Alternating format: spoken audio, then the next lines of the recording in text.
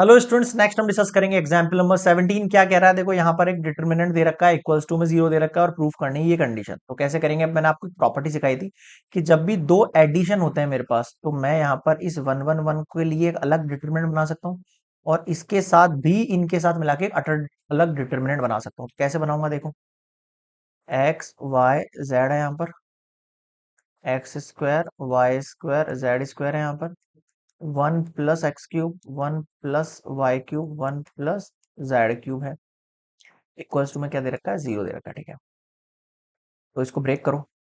X अलग, Y अलग, Z अलग, एक्स स्क्वायर अलग, वाई स्क्वायर अलग, जेड स्क्वायर अलग, 1 1 1 अलग, plus X Y Z square Y square Z square, x³ y³ z³ equals to 0। ठीक है, अब मैं क्या कर रहा हूँ, यहाँ पर इसको चेंज कर रहा हूँ। क्यों चेंज कर रहा हूँ बताता हूँ। मैं यहाँ पर क्या कर रहा हूँ, इस फर्स्ट को, मतलब जो थर्ड वाला कॉलम है उसको 1 वाले की जगह लेके आ रहा हूँ, इसको इस जगह लेके आ रहा हूँ। तो ऐसे एक्सचेंज करते हैं तो माइनस आता है बाहर। फिर मैं वापस से इस वाली कंडीशन को यहाँ लेके आ रहा हूँ, x³ वाली कंडीशन को, और यहाँ जो कंडीशन है उसको यहाँ लेके आ रहा हूँ। कहने का मतलब मेरे पास जो फाइनल कंडीशन बन रही है वो 1 1 1 तो यहाँ आ रहा है। ठीक है, एक्स वाई जेड यहाँ आ रहा है सेकंड वाली प्लेस पे, और थर्ड वाली प्लेस पे क्या आ रहा है? एक्स स्क्वायर वाई स्क्वायर और जेड स्क्वायर। अब जब मैंने इसे 2 टाइम चेंज किया है तो -1 की पावर क्या लग जाएगी? 2 हो जाएगी। ऐसे ही ये मैंने प्रॉपर्टीज में सिखाई है क्या रूल है।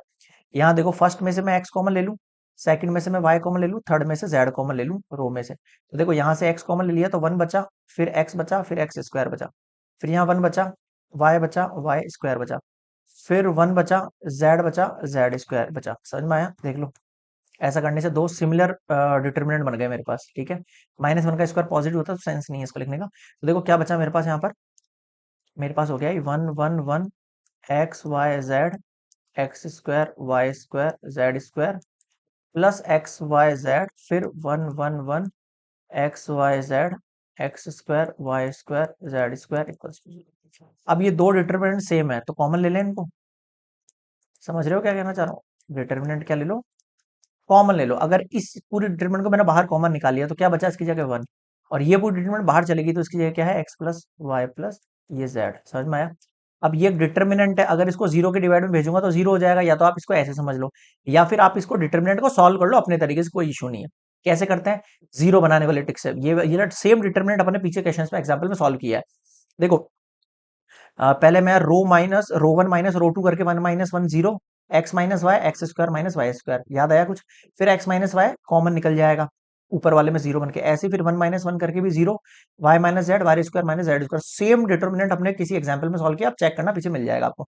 तो ये पूरा सॉल्व करोगे तो 0 बन जाएगा ऑटोमेटिकली, ये पूरा पूरा 0 बन जाएगा आपके पास में।